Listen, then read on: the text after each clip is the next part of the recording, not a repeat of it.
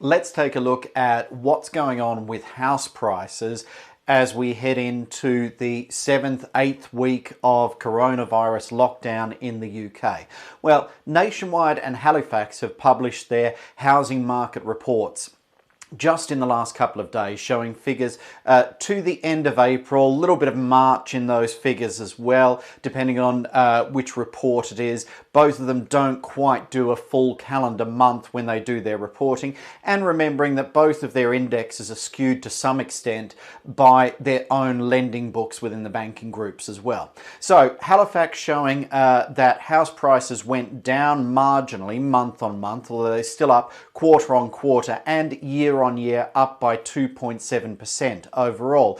Nationwide, on the other hand, is showing that house prices continued moving forward, although the commentary to go with the Nationwide report does say that that's partly to do with the fact that they take their data from completed mortgages as part of their overall banking group, and a lot of these completions will have been mortgages that were agreed pre-coronavirus crisis. The interesting thing about what both reports are saying at the moment is there's no evidence at this stage of any real price drops. Now, ultimately, in the housing market right now, we're in a fairly stagnant position. Things just aren't moving overall at this point in time. So there's not really any downward pressure on prices. There's not really any upward pressure on prices. Transaction volume for April was actually fairly stable. It was only just under 100,000 transactions, although expected that that will drop a little bit in the coming months because there will be some things that went through in April that were already agreed pre-COVID-19 lockdown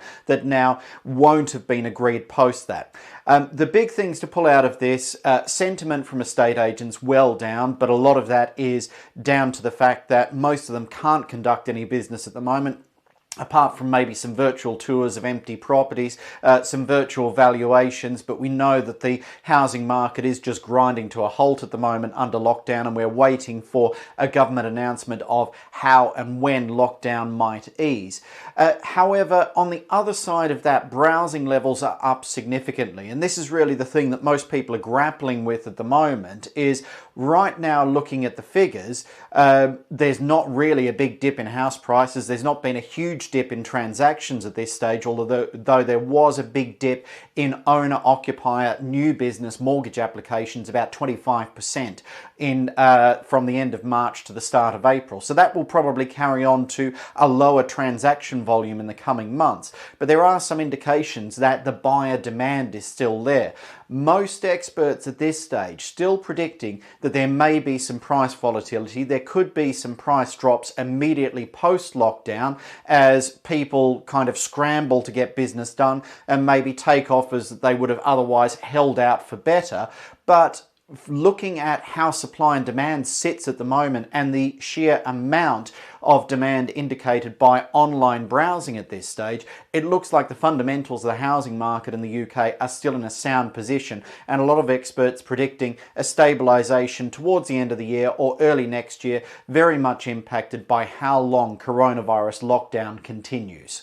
Looking at this from the investor point of view, now is probably the time to be positioning yourself to jump on some of those opportunities, especially if there's a short-term dip post-lockdown. So if you are in a position where you're looking to add to your portfolio, now would be the time to make sure that you're getting your marketing out there for any direct-to-vendor strategies that you might be operating at the moment. Now would also be the time to be having conversations with estate agents and making sure that they know you're in the marketplace, or tapping up sourcing agents if you're using them instead, to make sure that they know that you're ready to do business, and make sure you're positioning yourself with funds available to be able to jump on some of the opportunities.